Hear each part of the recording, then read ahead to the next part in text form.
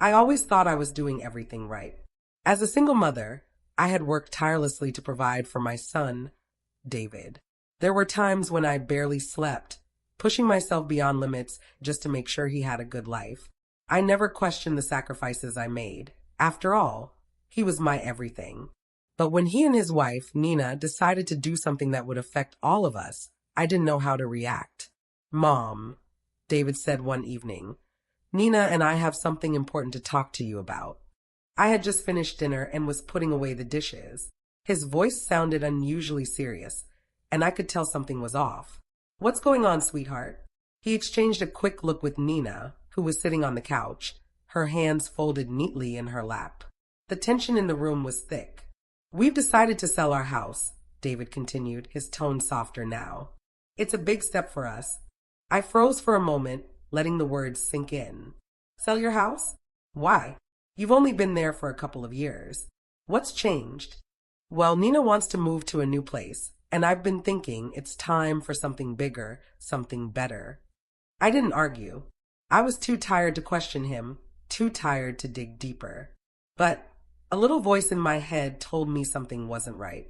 Still, I smiled and nodded. If that's what you both want, then I support you.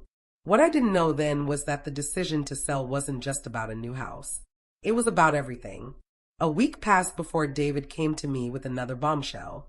Mom, I gave Nina $620,000 from the house sale. I stared at him, my heart sinking. What? You gave her that much money?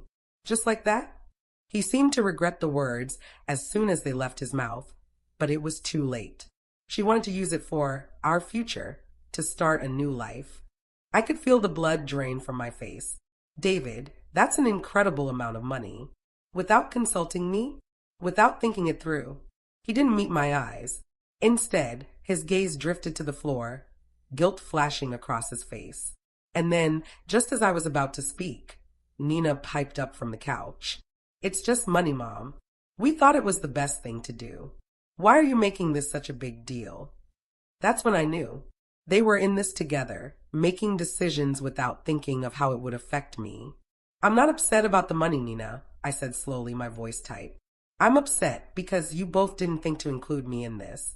I've been here for you your whole life, David. And this feels like betrayal. The silence in the room was deafening. Then David dropped the final bomb. Mom, Nina and I are moving in with you. We need some time to get everything sorted. I hope that's okay. I couldn't speak at first. My mind raced, trying to comprehend what was happening. You're moving in here? Just like that. David nodded, his face etched with worry. Yeah, we don't really have a place to stay right now. I felt my chest tighten, the weight of it all crashing down on me. How could I say no to my own son? How could I turn him away when he needed me? But something inside me screamed in protest. This wasn't the life I had imagined for myself. I swallowed the lump in my throat. Of course, you can stay. But I don't want things to change. I need some time to process all of this. David gave me a small, relieved smile, but I couldn't bring myself to return it. Inside, I was falling apart. I had spent my life supporting him, and now I was being left with nothing but questions, doubts, and an overwhelming sense of betrayal. How had it come to this? As I watched them both walk out of the room, hand in hand, I knew things would never be the same again. The first night they moved in felt like a dream. It wasn't a good one. I had told myself I could handle it, that I was being the supportive mother. After all, they were my family, and I couldn't turn them away. But as I lay in my bed, listening to their voices through the walls, it felt like I was a stranger in my own home. The next morning, everything was different. I walked into the kitchen to make coffee, and there they were, David sitting at the table with Nina beside him, laughing over something I didn't understand. They barely acknowledged me as I entered. The simple, familiar routine I once had was gone, replaced by an awkward tension. I cleared my throat. Good morning. David didn't look up. Morning, Mom. His voice was distant, almost like I wasn't the woman who had raised him. Nina flashed me a smile, but it wasn't the warm, friendly one I'd grown used to. It was cold, like she was sizing me up. I tried to make small talk, but every word felt out of place, as if I was intruding in my own home. They were too busy making plans, talking about what they'd do with the house, where they wanted to go next. I was thinking of redecorating the guest room, Nina said, looking me over as if I was an outsider. Maybe a more modern look? What do you think? I barely held back a bitter laugh. Do whatever you like. It's your space too now. Her smile didn't reach her eyes. She seemed too eager, too controlling. And I couldn't shake the feeling that she was pushing me out of my own life, one step at a time. Days turned into weeks, and the shift in the atmosphere became unbearable. David, who once turned to me for advice, now barely looked at me. He was wrapped up in Nina's world, agreeing with whatever she suggested, as if he no longer had the ability to think for himself. I tried to talk to him, really talk, but he avoided the conversation, brushing it off like I was just being too sensitive. Mom, don't make such a big deal out of everything, he said one evening, his voice sharp. Nina and I are just figuring things out. But it wasn't just figuring things out. It was like they were taking over everything, from my home to my place in David's life. I no longer knew where I stood with him. I'd raised him to be strong, independent. Yet here he was, a shell of the man I thought he was, letting Nina pull the strings. I couldn't even talk to him about the house, my house, the one I'd built for us, the one that represented everything I'd worked for. They had sold it, and now it was gone. Just a memory. I had spent countless hours making that house a home, filling it with love and laughter. It wasn't just bricks and wood. It was a symbol of my struggle, my sacrifices. And now they were living here in this space with no regard for what it meant to me. It wasn't the money that hurt. It was the power they took from me. They had reduced me to nothing more than a guest in my own life. One afternoon, as I walked past the guest room, I overheard Nina talking to her friend on the phone. Honestly, he's just too soft on her, she whispered. I'll get him to agree to everything. The money's already in the bank, and the house doesn't matter anymore. I froze, my heart hammering in my chest. The words felt like a slap. They had planned this. They had made the decision to come here and live in my house long before they told me. It was never about needing a place to stay. It was about control. I wanted to confront her, to tell her that she couldn't treat me like this in my own home. But the words stuck in my throat. What could I say? That I had been a mother to my son, given him everything, and now I was being thrown aside. What right did I have to speak up when they had already taken everything from me? So I did nothing. I stayed silent, a prisoner in my own home. The house wasn't just a place, it was everything I had worked for, and now it was gone. And with it, a part of me. The part that had believed that family meant something, that love meant something. As I stood there, watching them plan their future together, I realized that I was no longer part of their plans, and I wasn't sure I ever would be again. Every day felt like a slow burn. I couldn't escape it. The tension in the house hung heavy, thicker than the air in the summer heat. I would hear them argue in the other room, their voices rising, muffled by the walls, and my heart would sink deeper with each passing day. I couldn't ignore it anymore, the constant strain between them, the shifting dynamics, the way everything had changed since they moved in. It wasn't just the shouting, though. It was the silence that followed, the way David would withdraw into himself, leaving me to feel like I was invisible in my own home. It wasn't like the old days when he would come to me for advice, ask for help, share his thoughts. Now it felt like I was an outsider, watching my own son grow distant. I tried my best to act like everything was fine. I didn't want to make waves. I wanted to be the caring, understanding mother, the one who supported him no matter what. But the truth was, I couldn't hold it together much longer. One evening, I overheard them again. This time, their conversation was quieter, but the words still stung like a slap. You said you'd handle it, David. We're burning through money and you're not doing anything about it. Nina's voice was sharp, full of frustration. I know, David replied, his voice low. It's just, things aren't moving as fast as we thought they would. Nina let out a breath, clearly fed up.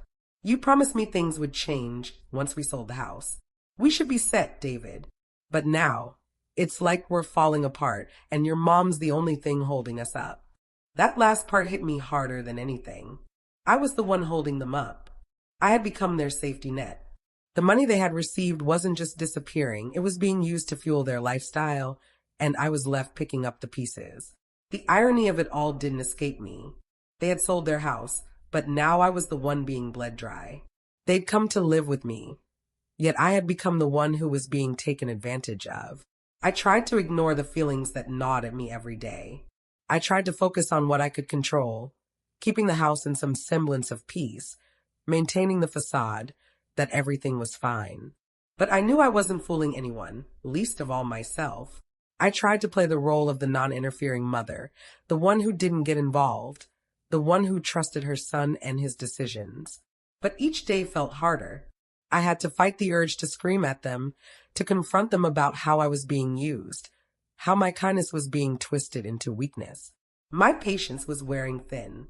Every time I heard the argument in the next room, I felt the rage bubble up inside me, but I swallowed it down. Every time they walked past me, ignoring me or making little cutting remarks, I forced a smile and kept my mouth shut.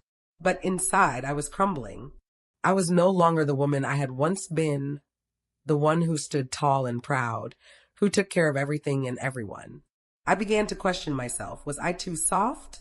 Had I allowed myself to be taken advantage of? I had raised David to be strong, independent, but somehow he had turned into someone I didn't recognize. And Nina was a constant reminder that I was no longer the center of my son's world.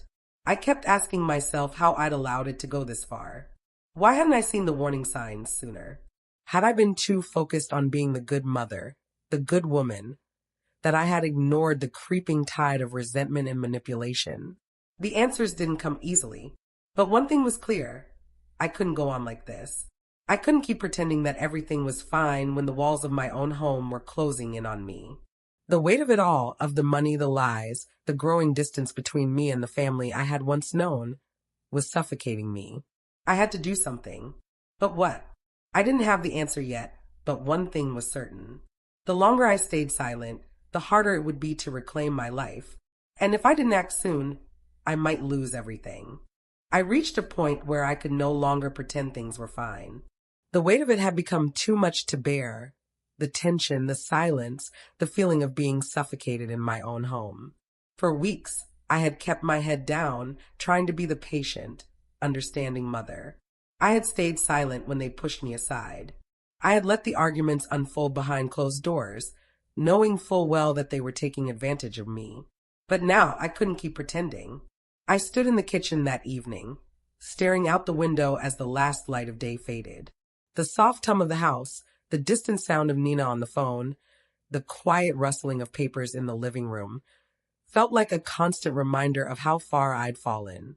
The house that I had worked so hard for, the place where I had once felt safe, now felt like a prison. Every corner seemed to whisper with the echoes of a life I once had, a life that was slipping away. And then it hit me. I couldn't go on like this. I couldn't keep being a passive observer in my own life. I had to make a choice. The weight of it pressed down on me, suffocating, and I realized that I could no longer ignore it. I had two options. I could continue quietly enduring this, keeping my head down, trying to maintain some semblance of peace, or I could stand up for myself. But standing up would mean confronting my son and my daughter-in-law, something I had been avoiding for so long. I thought back to the many nights I had spent in silence, lying awake, staring at the ceiling, wondering how I had gotten here. The arguments, the coldness in David's eyes, the way Nina made herself at home in my space, it was all so much. I had been pushed to the edge, and I knew that if I didn't do something now, I'd lose myself entirely. The dilemma gnawed at me. Was my peace of mind worth more than keeping the peace? Every day, I had swallowed my anger, telling myself that it was better to stay quiet, that it was easier to let them take what they wanted and pretend nothing had changed. But the longer I kept quiet, the harder it was to breathe. The house, once a place of comfort, had become a reminder of my failures, of how I had let things spiral out of control. I knew that if I confronted them, everything would change. I'd be breaking the fragile bond that we had left. My son might never look at me the same way again. And Nina, she would never forgive me. I had already seen the way she looked at me, like I was nothing more than an obstacle to her plans. If I stood up for myself now, it would be the end of the delicate relationship we had. But as the days wore on, I couldn't ignore the truth any longer. The peace I was clinging to wasn't peace at all. It was just a lie I had told myself to avoid facing the reality of the situation. I had allowed myself to be walked all over, to be the one they leaned on when it suited them, and to be ignored when it didn't. How much longer could I live like this? I thought about all the times I had sacrificed my own needs for the sake of my family. I had given up everything for David, my time, my energy, my sense of self. And now I was losing him, losing myself, and I had to decide what mattered more, maintaining a relationship with him or reclaiming my life. The choice felt heavier than anything I had ever faced. It wasn't just about standing up to them. It was about standing up for myself. I had to decide who I was in this moment. Was I the mother who kept quiet, who sacrificed herself for the sake of keeping the peace? Or was I the woman who had fought for everything she had, who deserved more than to be trampled on by her own family? I didn't know if I was ready for the fallout. I didn't know what would happen if I finally spoke up. But I knew that if I didn't, I would lose myself completely. It was now or never. It was time. I could feel it in every part of me. The anger, the hurt, the frustration that had been building up for weeks. I couldn't carry it anymore. I had to confront them. The silence between us had become unbearable, and I knew that if I didn't speak up now, I would never find my voice again. I waited until the evening, after dinner, when the house was quiet. David was sitting on the couch, his eyes glued to his phone, while Nina was reading a magazine at the kitchen table. I took a deep breath and walked over to them. My hands shook, but I was determined to say what I had been holding in for so long. "David," I said, my voice steadier than I felt, "I need to talk to you. I need to understand what's going on." He glanced up at me, his eyes flashing with something I couldn't quite place. Nina looked up too, but she said nothing. I could feel her eyes on me, cold and calculating, and it made my chest tighten. "What is it now, Mom?" David's tone was sharp, as if I was bothering him. It stung more than it should have. I pressed on, trying to keep my voice even. "Why did you sell your house without telling me? Why did you give away so much money to Nina without even considering how it would affect me?" David's eyes narrowed. "We didn't think we needed to explain ourselves to you. It's our decision, not yours." I took a step closer, my heart pounding in my chest. "I've always been there for you, David. Always. And now you just—" I paused, struggling to find the right words.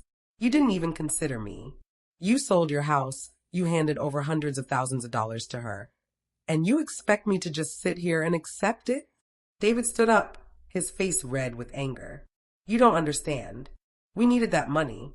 We were trying to move forward with our lives. And you just keep judging us. You don't know what it's like to want more.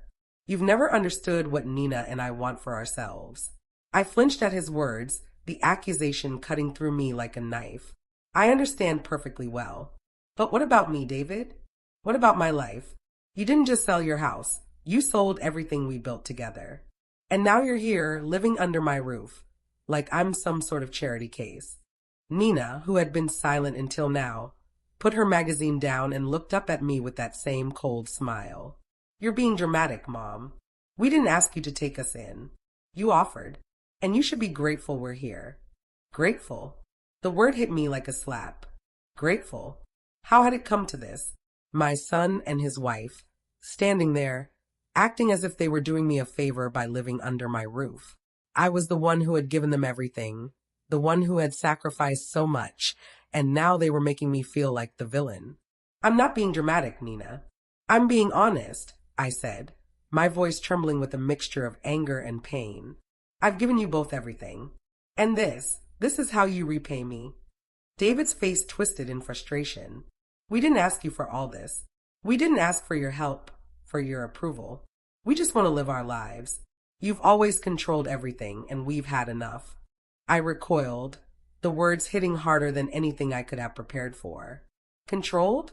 I've spent my whole life trying to give you both the best I could. And now you're telling me I've been controlling you." David crossed his arms, his gaze hard. "Yes, always. It's always been about what you wanted, what you thought was best. But we're adults now, and it's time for us to make our own decisions. The final blow landed. The truth had never been so clear. They weren't here because they needed me. They were here because they wanted to take control of my life, too. I had been nothing but a stepping stone, a place to rest while they figured out their next move. They had planned this from the start, and I had been too blind to see it. I stood there, frozen, staring at them. My son, the boy I had raised, had become someone unrecognizable. And Nina, she had always been distant, but now I saw the full extent of her manipulation. They hadn't just sold their house, they had sold me. The silence that followed their words was suffocating. I felt a weight pressing down on my chest, like the walls were closing in. I had always thought I was the strong one. I had always believed that family meant everything. But in that moment, I realized how little my son valued me, how little he respected me, and how much I had allowed myself to be taken for granted.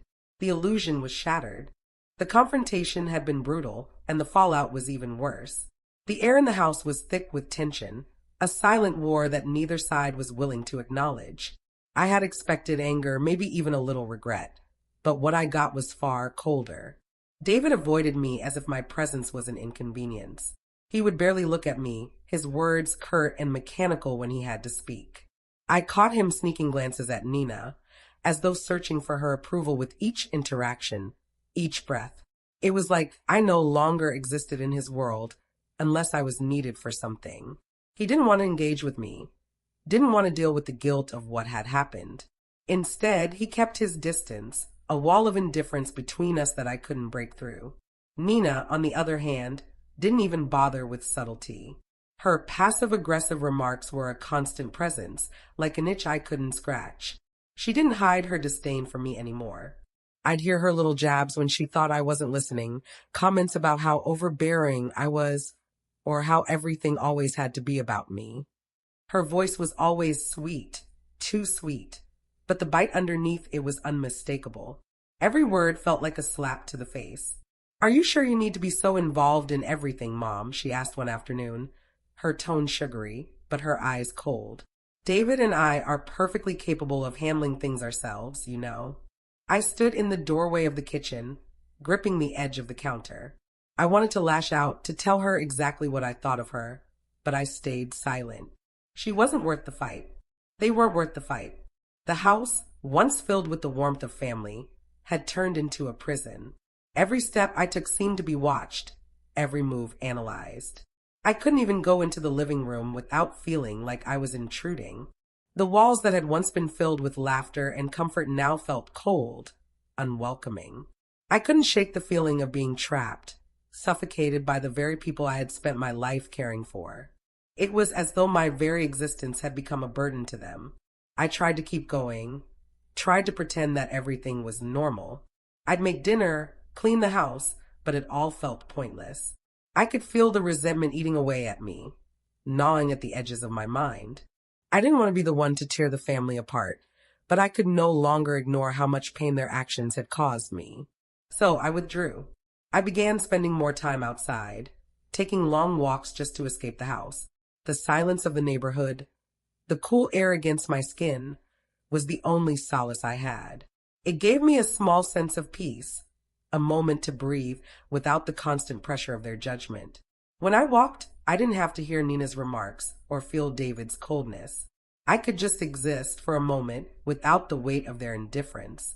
But even outside, the thoughts followed me. I couldn't shake the feeling that I was losing everything. My family, my home, my sense of self.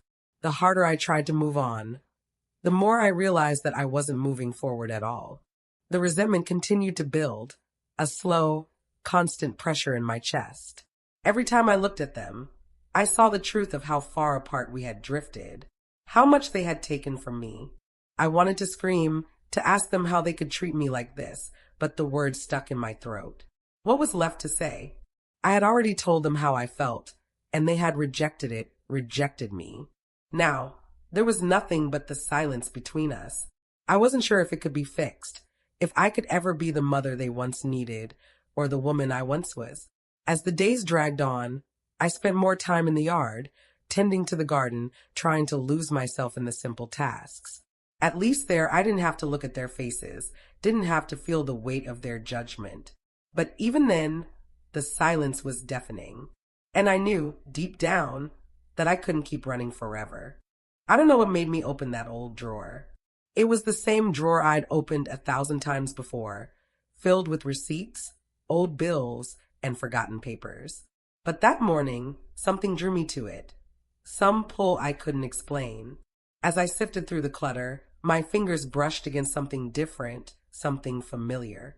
A small, folded letter, its edges slightly worn. I paused, my heart skipping a beat. I recognized the handwriting immediately. It was from my late husband, Michael. I hadn't expected it. I hadn't thought about him in weeks, maybe even months, not with everything going on. But there it was, a simple letter, tucked away and forgotten, waiting to be found. I opened it carefully, the paper crinkling in my hands. The words on the page were as clear as the day he'd written them, even after all this time. My love, I know things are hard right now, but I want you to remember one thing. Never forget who you are. No matter what life throws at you, you are strong. You are the heart of this family, the one who keeps it all together. Don't let anyone take that from you. Stand tall, stay true to yourself, and never let go of your own power. I read it again, the words sinking deeper into my chest with each pass. I felt a lump form in my throat, but it wasn't from sadness. It was something else. A mix of relief and realization, as though the fog I had been living in for so long was finally beginning to lift. I had forgotten. I had forgotten who I was, what I was capable of. In all the chaos of trying to keep my family together, in all the sacrifices I had made, I had lost sight of myself. I had allowed myself to become a passive observer in my own life, waiting for things to change instead of taking control. His words echoed in my mind. You are the heart of this family. For so long, I had thought that meant I had to keep giving, to keep bending, to keep sacrificing. I thought it meant being there for everyone, even when it meant losing myself in the process.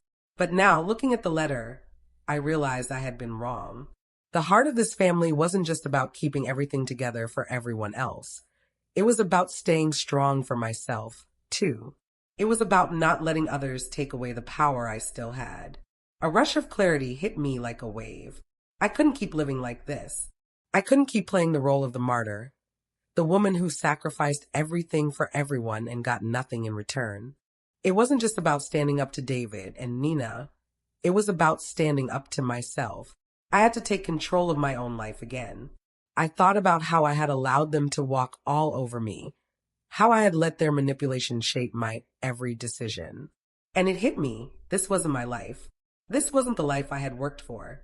It was time to stop running, to stop hiding from the truth. It was time to confront them, yes, but more than that, it was time to confront myself, to reclaim my strength, my voice, and my life. I set the letter down gently, as if letting it go would somehow make the words stick with me longer. Michael had always been my rock, my anchor. And even though he was gone, his words had found their way to me when I needed them the most. It was time. Time to stop being the victim. Time to stop playing by their rules. Time to take back the power I had forgotten I had. As I sat there, the weight of the decision felt lighter than it ever had before. For the first time in months, I felt like I could breathe again. I could feel the anger, the hurt, the resentment all starting to melt away, replaced by something stronger, determination. I was ready to take control of my own life. No one, not even my own family, would take that away from me again. It was time to stand tall, just like Michael had always wanted me to. I knew it wasn't going to be easy. The change, the confrontation, the shift in dynamics, it would take time, and I had no illusions about that. But something inside me had clicked, and I couldn't ignore it any longer. It was time to take back my life, my power, and my peace. The first step was setting boundaries. I had spent years letting my family walk all over me, letting their needs and demands come before my own. But not anymore. From that moment on, I wasn't going to let anyone, least of all David and Nina, control my emotions, my decisions, or my home. The next day, I found myself standing in the living room, my heart pounding as I tried to gather the words I had been rehearsing in my head. David was sitting on the couch, staring at his phone, while Nina was in the kitchen. I took a deep breath and walked over to David, the words finally coming out, sharp and clear. "David, we need to talk." He looked up, startled, as if he hadn't expected me to speak to him like that. "What's going on, Mom?" he asked, his voice cautious. "I've been thinking about everything. About how things have been going since you and Nina moved in," I began, my voice steady. "And I need you to understand something. I can't keep letting you and Nina walk all over me. This is my home, and I deserve respect. You can't treat me like I'm invisible." David shifted uncomfortably, his fingers tapping nervously against the phone. "Mom, I didn't." "No," I interrupted, my voice firm. You didn't think about how I might feel when you sold your house and handed over that money to Nina without even telling me. You didn't think about how I've been bending over backward for you all these years, only to have you ignore me when I needed to matter." The words were like a release, and though my heart raced with anxiety, I felt a sense of power I hadn't felt in so long. I wasn't the weak woman they thought I was. I wasn't just the one who cleaned up after them or took care of their needs. I was still me, and I had every right to stand my ground. David sat silently for a moment, his eyes avoiding mine. I could see the frustration in his face, but there was something else too. Guilt, maybe? Or was it realization? I couldn't tell, but I wasn't going to back down. Not this time. "You need to understand," I continued, my voice quieter now but no less firm, "that I won't tolerate being treated like this anymore. I've given you everything, and I need you to see the damage your actions have caused." He finally looked at me, really looked at me, and for the first time in weeks, I saw something in his eyes, a flicker of regret.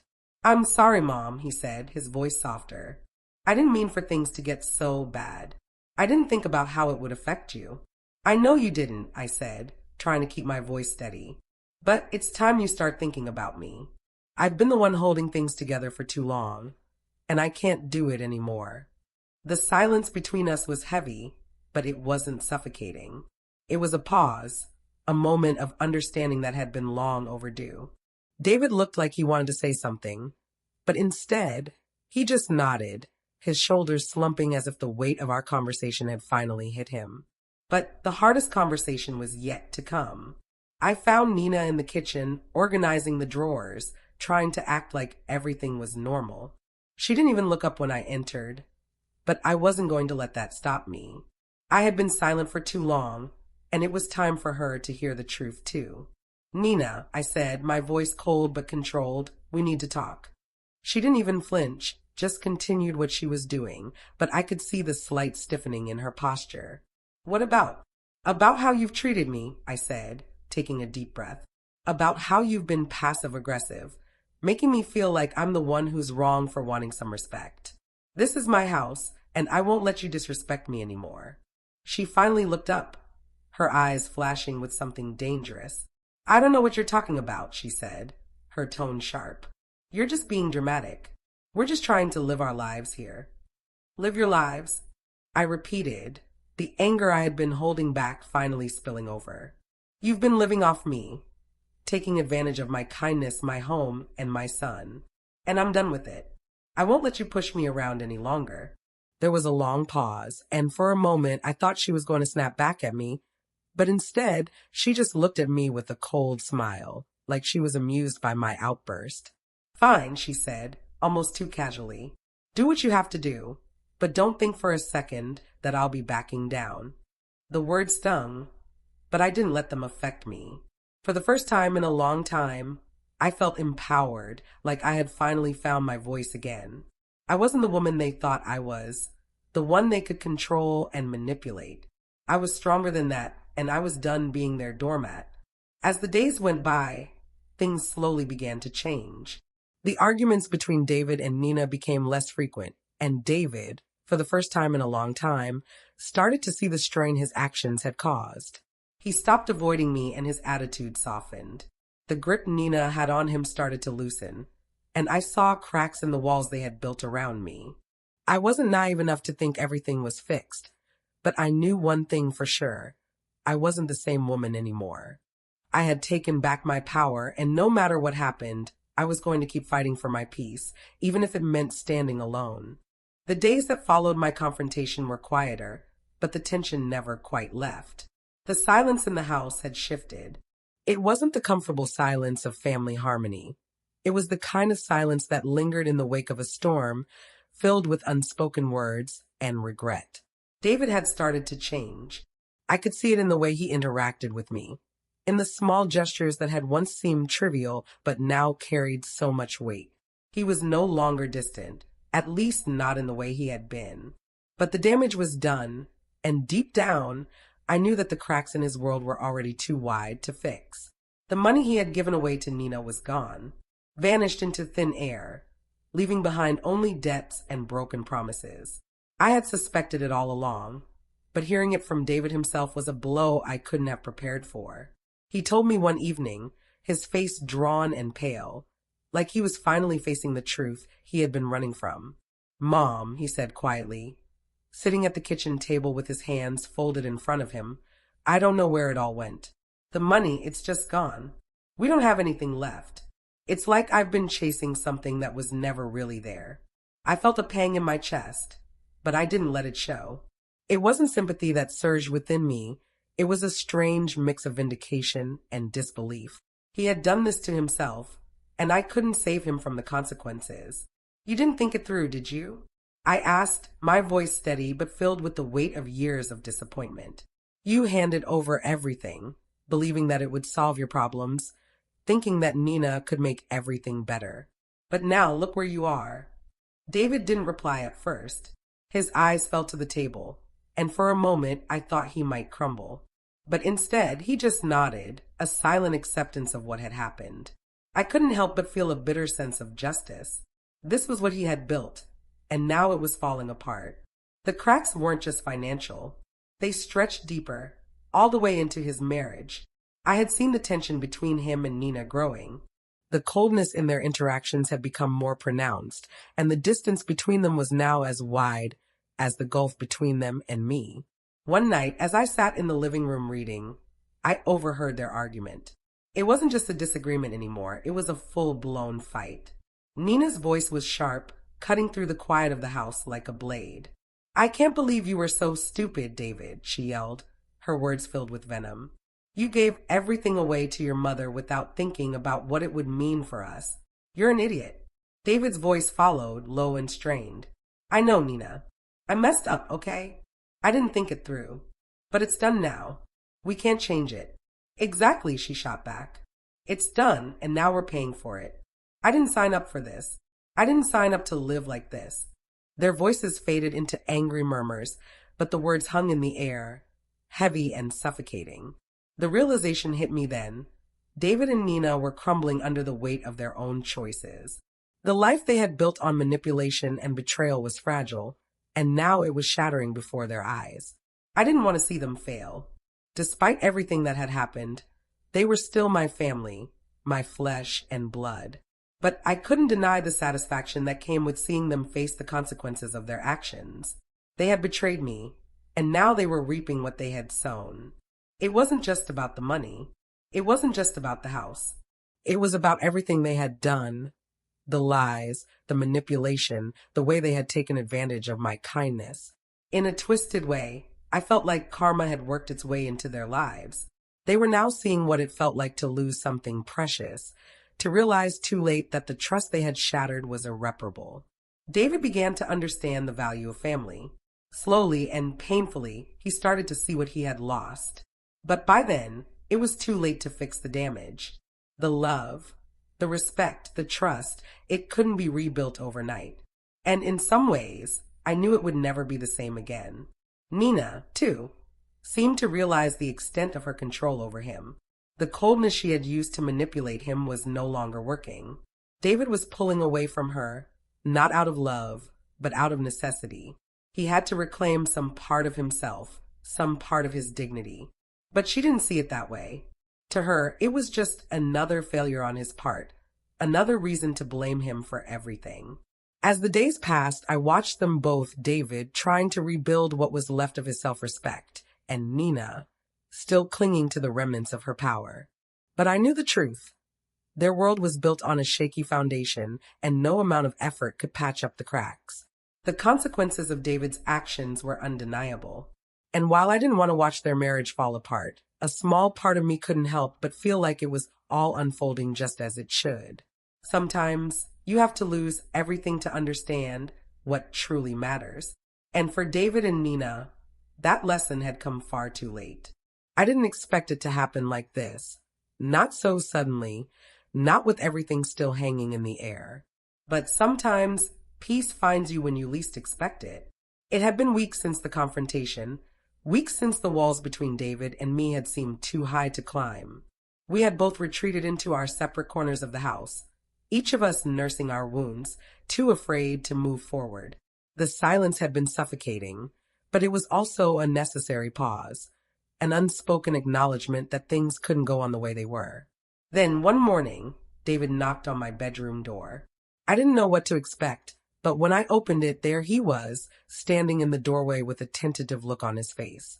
"Mom," he said, his voice quieter than I remembered. "Can we talk?" I nodded, stepping aside to let him in. The weight in the air was still there, but something had changed. He wasn't avoiding me anymore. The guilt in his eyes wasn't gone, but it wasn't as overwhelming as it had been before. We sat at the kitchen table, both of us silent for a few moments, as if we were waiting for the other to speak first. "I'm sorry, Mom," he finally said, the words raw, like they'd been stuck in his throat for far too long. "I don't know what happened. I don't know why I let it all get so bad. I didn't mean to hurt you. I got lost, and I didn't realize how much I was pushing you away." I could feel the sincerity in his words, and for the first time in months, I felt a flicker of the son I once knew. The one who had trusted me, who had come to me for advice, for support. It wasn't going to fix everything, but it was a start. "I know, David," I said, my voice softer now. "But it wasn't just about what you did. It was about how you made me feel. I've spent so much time trying to hold everything together for you, for Nina, and I forgot about myself. I let you walk all over me. And that's not your fault, but I can't keep doing it. I can't keep losing myself." David nodded, a look of understanding crossing his face. "I get it, and I'm sorry for that too. I should have respected you, not just as my mom, but as the person you are. I was so caught up in my own life that I didn't see the damage I was causing." We talked for hours, really talked about the past, about our mistakes, about what had brought us to this point. It wasn't easy and it wasn't perfect, but it was real. For the first time in a long time, I felt like I was being heard. Like David was finally seeing me for who I was, not just as his mother, but as a person who deserved respect, love, and peace. It was only after our conversation that I truly understood what had been missing all along. Not just communication, but understanding. We had both been so focused on our own hurt that we had neglected the other's pain. But that day we began to heal. Later that week, Nina left. She took her share of the money, and with it, the last part of the life I had once hoped for. I had never wanted to see her go like that, on her terms, with bitterness in her heart. But when the door closed behind her, I didn't feel the anger I expected. I felt relief. For so long, I had let her have control, let her pull the strings in my life. But as she walked away, I realized something important. Her leaving didn't mean I had lost something. It meant I had gained something. I had gained my peace. The house, which had once felt like a battleground, now felt like mine again. The walls that had witnessed so many arguments, so much hurt, now stood as a symbol of my resilience. I had weathered the storm, and now I could rebuild, not just my home, but my life. David and I were still figuring things out. We weren't where we used to be, and I didn't expect us to be. But we were moving forward, and that was all I could ask for. Slowly, over time, I knew we would find our way back to each other. It might take time, but I had learned that healing isn't a straight path. It's messy, it's painful, but it's worth it. I had learned the hardest lesson of all. I was worthy of respect, love, and peace. For too long, I had put everyone else's needs before my own, and I had lost sight of myself in the process. But now I was finally seeing myself again, not as a mother, not as a caretaker, but as a woman who deserved to stand tall, to live her own life. It was my time to shine again. And this time, I was going to do it for me.